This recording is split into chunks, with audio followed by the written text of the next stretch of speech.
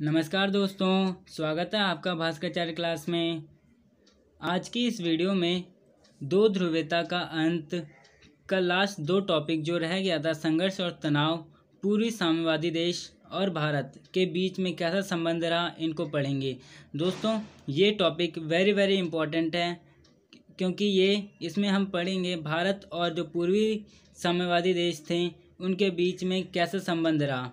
ठीक है दोस्तों, बाकी इन वीडियोस को हमने पहले पढ़ लिया है। जिस बच्चे ने भी नहीं देखी मेरी ये वीडियो, प्लीज़ जाके देख लें। डिस्क्रिप्शन बॉक्स में मैं लिंक दे दूँगा। चलिए वीडियो को स्टार्ट करते हैं। आज का हमारा पहला टॉपिक है संघर्ष और तनाव। दोस्तों, इस नाम से हमें पता चलता है कि सोवियत संघ के विघटन के बाद वहाँ पे संघर्ष शुरू हो गया और तनाव की स्थिति पैदा होने लगी। पूर्वी सोवियत संघ में संघर्ष की आशंका हो रही थी कि कई सारे देश आपस में ना लड़ पड़े, वहाँ पे गृह युद्ध और बगावत को झेलने की स्थिति पैदा ना हो जाए। तो ऐसे में संघर्ष की स्थिति बन रही थी और रूस के दो गणराज्य, कौन कौन से थे वो गणराज्य, चेचन्या और दागिस्तान में अलगाववादी आंदोलन चल रहे थे। अलगाववादी यानी कि देशों से अलग होने का आंदोलन। जैसे एक देश है, इसका आधा डिवाइड करके ये देश अलग हो जाएगा, ये देश अलग हो जाएगा, ये अलगाववादी आंदोलन होते हैं। ठीक है, तो चेचन्या और दागिस्तान में अलगाववादी आंदोलन चल रहे थे। ये एक नंबर में क्वेश्चन आ सकता है, इसलिए इसे नोट कर ले, ये इम्पॉर्टेंट है। ठीक है, मॉस्को ने गैर जिम्मेदारी तरीके से बमबारी की। अब मॉस्को क्या है, ये रूस की राजधानी है। सोवियत संघ का विघटन हो गया था तो सारा उत्तराधिकारी रूस को दे दिया गया था, रूस को बना दिया था उत्तराधिकारी। तो ऐसे में रूस ने गैर जिम्मेदारी तरीके से, मतलब कि उन्होंने गैर कानूनी तरीके से इन आंदोलन को रोकने के लिए बमबारी की। बमबारी जब की तो इसमें क्या हुआ, मानवाधिकार का उल्लंघन हुआ। फिर भी मानवाधिकार का उल्लंघन होने के बावजूद जो आज़ादी की आवाज़ें उठ रही थी उनको दबाई नहीं जा सकी। ऐसे में विभाजन या अलग राष्ट्र का बनना तय हो गया। ये तो था हमारा पूर्वी सोवियत संघ का। अब जो सोवियत संघ में मध्य एशियाई देश थे, अब वहाँ की स्थिति को हम जानते हैं। मध्य एशिया में तजाकिस्तान में 10 वर्ष तक गृह युद्ध चला। ठीक है, ये तजाकिस्तान में मध्य एशियाई जो सोवियत संघ में शामिल थे, तजाकिस्तान में 10 वर्ष यानी कि 2001 तक लास्ट में गृह युद्ध चला। ये गृह युद्ध क्यों चला था, क्योंकि यहाँ पे सांप्रदायिक दंगे हो रहे थे, सांप्रदायिक धर्म को लेकर यहाँ पे मतभेद बढ़ रहे थे तजाकिस्तान में, इसलिए यहाँ पे गृह युद्ध यानी कि देश के अंदर ही युद्ध हो रहा था।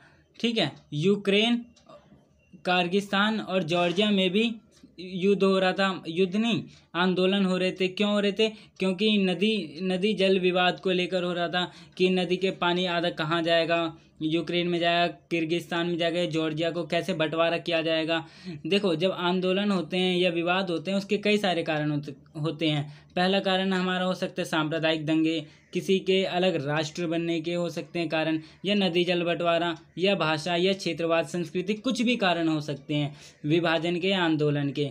तो ये इन तीनों देशों में नदी जल विवाद का कारण बना आंदोलन करने के लिए।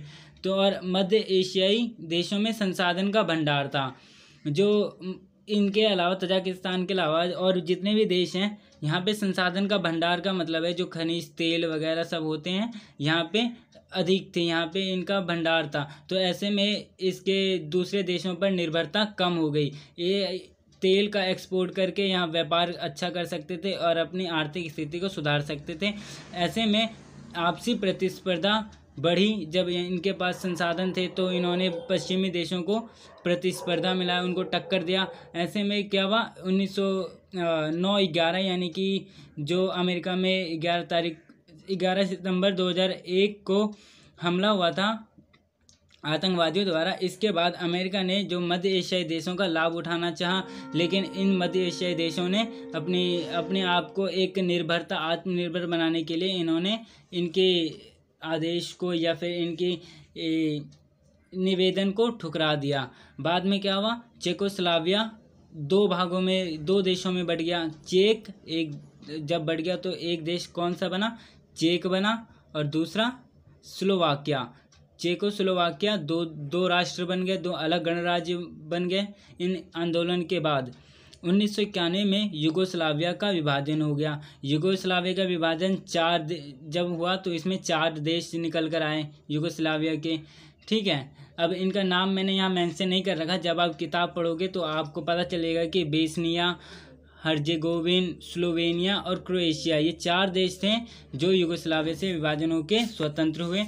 और यूगोस्लाविया पर बमबारी हुई, जातीय संघर्ष ने गृह युद्ध का रूप ले लिया। यहाँ पे गृह युद्ध भी हो रहा था। ठीक है, जब ये विभाजन हुआ तो ये सब था हमारा तनाव और संघर्ष की स्थिति पैदा हुई सोवियत संघ के विघटन के बाद। ठीक है, ये दोस्तों ये इतने इंपॉर्टेंट टॉपिक नहीं है, लेकिन 1 वर्ड आंसर इसमें से बन सकते हैं, तो प्लीज़ आप इसे इग्नोर मत कीजिए, ध्यान से पढ़िए। अब जो हमारे इसके बाद मेन टॉपिक आता है, इसे हम एक बार पढ़ते हैं, कभी कभी एग्ज़ाम में भी पूछ लेते हैं। ये हमारा टॉपिक पूर्वी साम्यवादी देश और भारत। पूर्वी साम्यवादी देश यानी कि जो साम्यवादी देश थे यानी कि सोवियत संघ था, उसके पूर्व में जो जितने देश थे वहाँ पे कौन सी विचारधारा थी? साम्यवादी विचारधारा, इसलिए इसे पूर्वी साम्यवादी देश कहा जाता है। और भारत, ठीक है, भारत रूस के अच्छे संबंध थे यहाँ पहले से ही दोस्तों। यहाँ भारत और रूस के अच्छे संबंध होने के कारण इनकी बहुत ही मिलती जुलती थी, इनकी स्वतंत्र विदेश नीति भी मिलती जुलती थी। और यहाँ के जनता भी, और यहाँ के जनता और वहाँ के जनता दोनों की सोचने की क्षमता और दोनों की अपेक्षाएं जो थी काफ़ी मिली जुली थी, रूस की और भारत की जनता की। इनके विदेश नीति भी हमने पढ़ा सेम है, यानी एक जैसी है दोनों की विदेश नीति। अब दोनों का क्या सपना था? भारत और रूस जब एक जैसे विदेश नीति अच्छे संबंध है तो इन दोनों का एक ही सपना था, बहुध्रुवीय विश्व का सपना। बहुध्रुवीय का क्या मतलब है? यहाँ पे बहुध्रुवीय का मतलब यह है कि पूरे देश पर, मतलब पूरे दुनिया में कोई भी एक ध्रुव बनकर ना रहे। एक ध्रुव जैसे कि अब अमेरिका अकेली महाशक्ति बन गई तो वो एक ध्रुव ना रहे, यहाँ पे कई सारे देश ऐसे आए जिन पे शक्तियाँ मौजूद हो। ठीक है, और जो अंतर्राष्ट्रीय फलक पर कई सारी देशों के पास सुरक्षा का सामूहिक जिम्मेदारी हो, उनके पास शक्तियाँ मौजूद हो, वहाँ पे एक देश ना होना, वहाँ पे कई सारे देशों को होना, ये बहुध्रुवीय विश्व को दर्शाता है। ठीक है, अंतर्राष्ट्रीय संघर्ष को बातचीत से सुलझाना।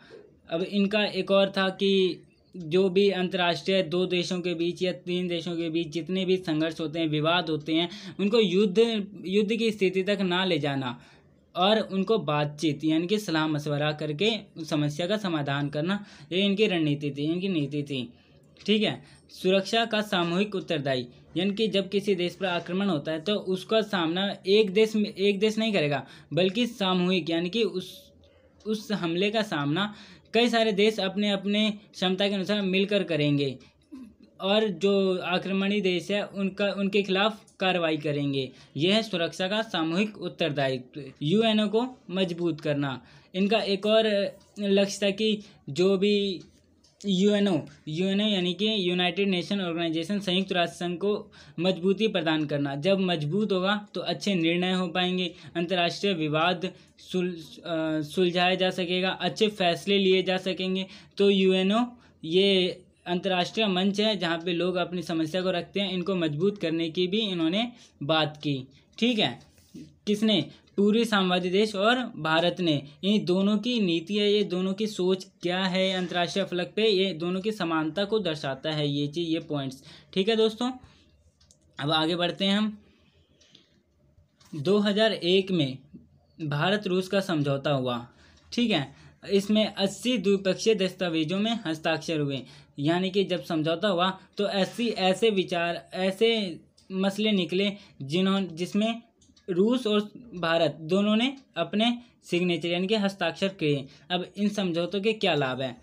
जब ये समझौता हुआ, इन समझौतों में क्या था? दोनों पक्षों को लाभ हुआ। पहला, भारत को क्या क्या लाभ हुआ? ऊर्जा आपूर्ति मिली रूस से, आतंकवाद की समस्या, जैसे हमें पता है कि पाकिस्तान हमेशा आतंकवाद को सहारा देता है और आतंकवादी हमेशा जम्मू कश्मीर में घुसपैठ करके पर लोगों को परेशान करता है। तो आतंकवाद की जो समस्या है, इससे भी छुटकारा पाने की मदद की रूस ने।